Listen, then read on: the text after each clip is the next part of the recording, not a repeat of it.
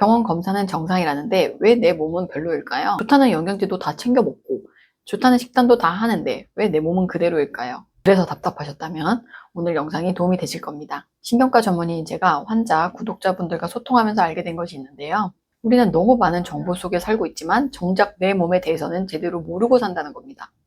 내가 왜 아픈지, 내가 왜 살이 안 빠지는지 그 해답을 알려면 병원의 검사보다 더 중요한 게 내 몸에 대한 기록이거든요. 나를 자책하게 하는 수많은 습관들과 싸우지 마시고요. 딱 일주일만 내 몸과 마음의 신호에 대해서 기록을 해보시면 내 컨디션을 바꿔줄 딱 하나의 핵심 습관을 발견하게 되실 겁니다. 저는 기록을 크게 두 가지로 구분하는데요. 하나는 몸에 대한 기록이고 그 다음은 마음에 대한 기록입니다. 그런데 꼭 일주일 정도는 몸에 대한 기록만 해보시는 것을 추천드려요. 몸에 대한 기록만으로도 몸이 얼마나 마음에 큰 영향을 미치는지 알게 되실 거기 때문입니다. 몸에 대한 기록은 먹는 것, 자는 것, 움직이는 것, 그리고 내 몸의 전반적인 컨디션, 만약에 내가 만성적으로 있는 증상이 있다면 그 증상에 대해서도 기록을 해보시는 거예요. 실제로 만성 통증 같은 경우에는 내 몸의 컨디션과 정말 밀접하게 연관이 있습니다. 먹는 것에 대해서는 언제, 누구와 어떤 음식을 먹었는지, 먹고 나서 장은 편안했는지, 피부 트러블이 발생하진 않았는지, 감정의 변화가 있진 않았는지 이런 거를 써보시고요. 먹고 나서 너무 졸리거나 간식 욕구가 생기진 않았는지도 같이 기록해 보시면 좋겠습니다. 이런 식단 일기를 써보면 나에게 안 맞는 음식을 발견하게 되시는 경우가 있는데요. 흔하게 보는 것으로는 견과류, 그릭 요거트, 두부, 생채소 것들을 발견하게 되시더라고요. 반대로 오후에 최적의 컨디션을 만들어주는 졸립지도 않고 집중이 잘 되는 최고의 점심 식사를 찾을 수도 있습니다.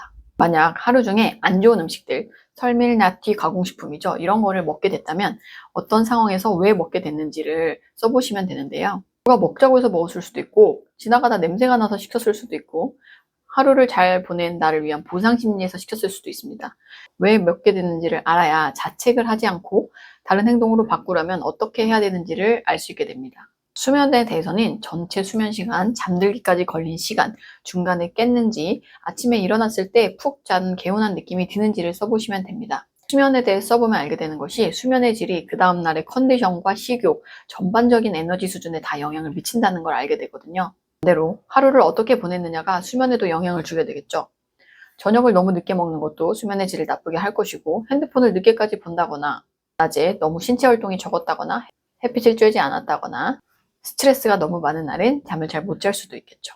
움직임에 대해서는 하루에 얼마나 앉아 있었는지, 서 있거나 걸었던 시간은 얼마 정도 되는지, 운동을 했다면 유산소와 근력 운동을 어느 정도 했는지 써보시면 됩니다. 그리고 운동을 한 후에는 운동 후에 근육통이나 관절통, 내 몸의 컨디션의 측면에서 문제는 없었는지를 꼭 기록해 보시면 좋겠습니다. 요즘은 제가 존투 운동을 좀 해본다고 3km 달리기를 하고 있거든요. 기록을 써보니 패턴이 좀 나오더라고요. 전날 잠을 잘 못 잔 다음날은 기록이 좀 나빠지고요. 점심의 퀄리티가 좀 좋지 않은 날도 점심 먹고 조금 있다가 달리게 되는데 영향을 주더라고요. 이 기록이 제 미토콘드리아의 컨디션을 반영하는 거라고 생각하는데요. 제가 한 10번 정도밖에 쓰지 않았는데도 이런 패턴이 관찰됐으니까 여러분도 꼭 3일만이라도 써보시는 것을 추천드립니다. 기록의 목적은 남들과 비교하지 않고 나에게 딱 맞는, 나에게 필요한 습관을 발견하기 위한 거거든요. 그래서 하루를 기록한 뒤에는 그날 발견한 것을 한 가지씩 남겨보시면 됩니다. 잠을 못 잤더니 다음날 식욕과 컨디션이 안 좋구나. 첫 끼를 제대로 안 먹었더니 하루 종일 간식이 땡기는구나. 밥들을 놓치면 과식하게 된다. 설밀나티 먹으면 확실히 속이 더부룩하구나. 이런 것을 발견하게 되는 것이죠.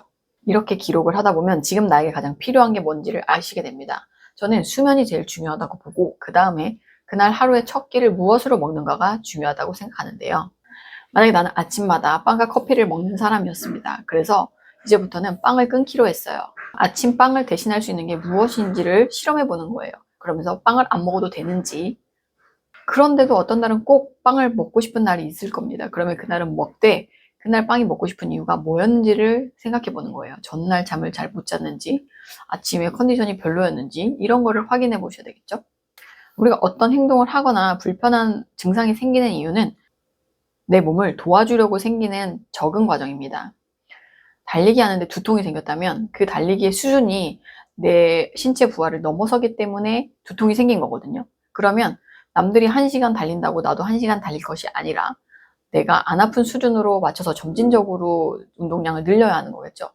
또 단식이 남들이 좋다고 하니까 무조건 24시간 단식을 할 게 아니라 내가 불편하다면 그거는 나에게 맞지 않는 방법이라는 걸 기억하셨으면 좋겠습니다.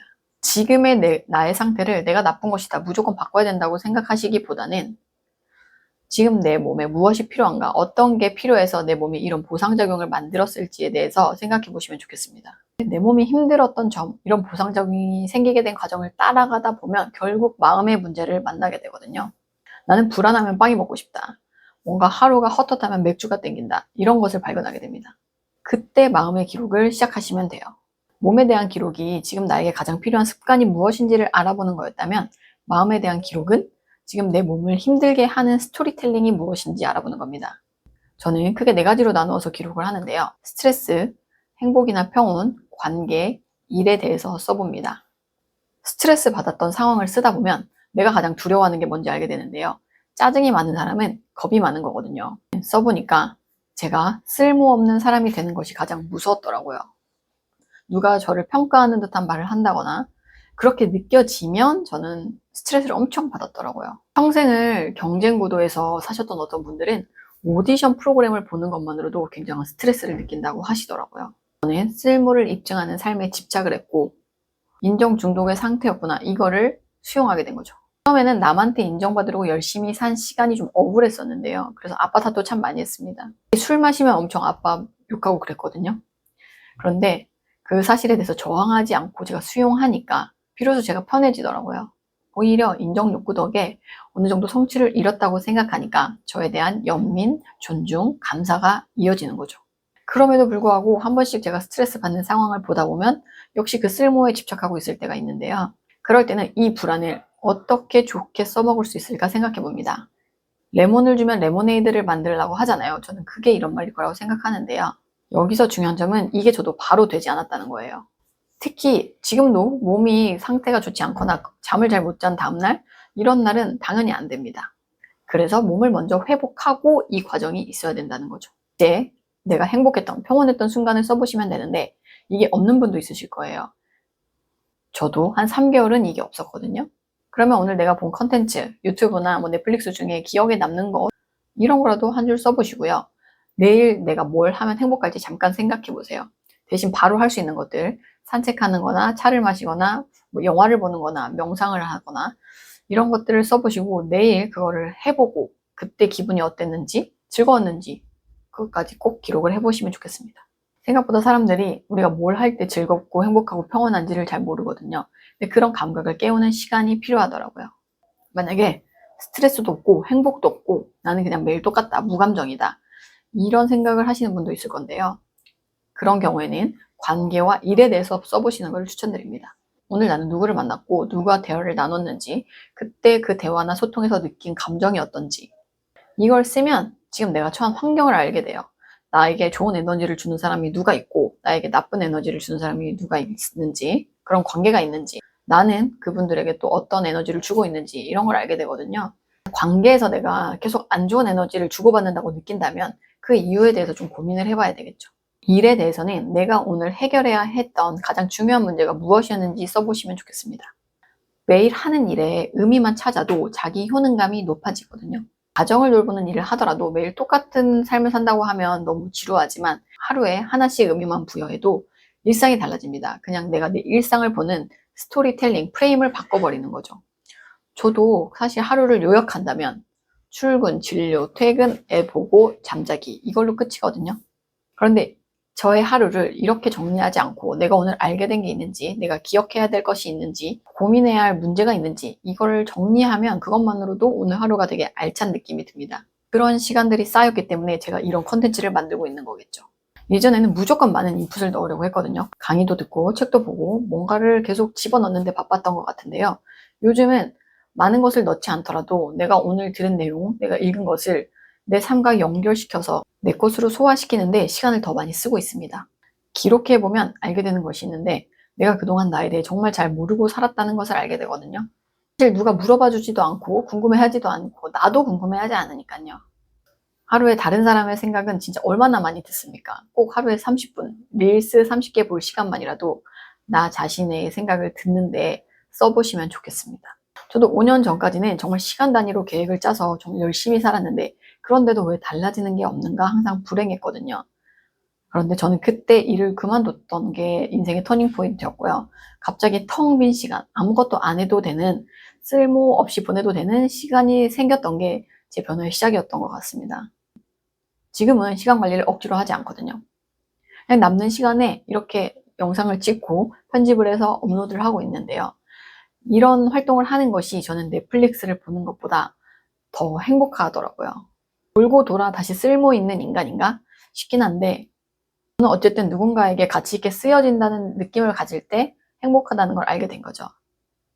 그런데 만약 제 몸이 힘들어지면 그때는 다시 동굴 속으로 들어갈 수도 있지 않을까 이런 생각은 합니다. 그래서 제가 왜 이런 영상을 만들고 있냐면, 기능학을 공부하고 진료도 하고 유튜브도 만들고 하면서 느끼게 된 게 있거든요. 우리가 건강해지는 데는 더하기보다 빼기가 중요한 게 아닐까? 너무 많은 정보보다 내 몸에 대해서 이해하고 알아차리는 게 더 중요한 게 아닌가? 이런 생각이 들었기 때문입니다. 오히려 나에 대한 이해가 없이 남들이 좋다는 걸 따라하다가 내 몸이 더 망가지고 더 스트레스 받고 자책하고 이런 것은 아닌가 의심도 들었고요. 실제로 제가 구독자분들과 소통하고 챌린지라는 것도 진행해보고 진료실에서 환자분들과 이야기를 나누면서 이런 생각이 더 정리가 되었던 것 같습니다. 혹시 이 영상을 보시고 나도 기록을 시작해봐야겠다라는 생각이 드셨다면 고정 댓글에 제가 정리한 기록 템플릿을 링크를 걸어 두었으니까 참고해 보시면 좋겠습니다. 그리고 제가 이런 템플릿을 만들기까지는 저와 소통해 주시는 커뮤니티 회원분들이 있었거든요. 이번 주부터 커뮤니티 회원분들과 이 기록 템플릿을 가지고 같이 기록하고 회고하면서 자신만의 습관을 만들어가는 어떤 프로젝트를 시작했습니다. 프로젝트가 끝나면 그 과정에서 알게 된 인사이트들을 또 공유 드리도록 할 테니까요. 궁금하신 분들은 꼭 구독, 좋아요 해주시면 좋겠습니다. 만약 다음 프로젝트에 나도 함께하고 싶다 이런 생각이 드시는 분들이 있다면 고정 댓글에 커뮤니티 신청 링크가 있거든요. 거기에 메일 주소를 남겨주시면 다음 프로젝트를 모집할 때 안내 메일을 드리도록 하겠습니다. 오늘도 긴 영상 끝까지 시청해 주셔서 감사하고요. 나의 몸과 마음에 대해서 짧게라도 생각하는 시간을 가져보셨으면 좋겠습니다. 오늘도 건강하고 평온한 하루 되시길 응원하겠습니다. 감사합니다.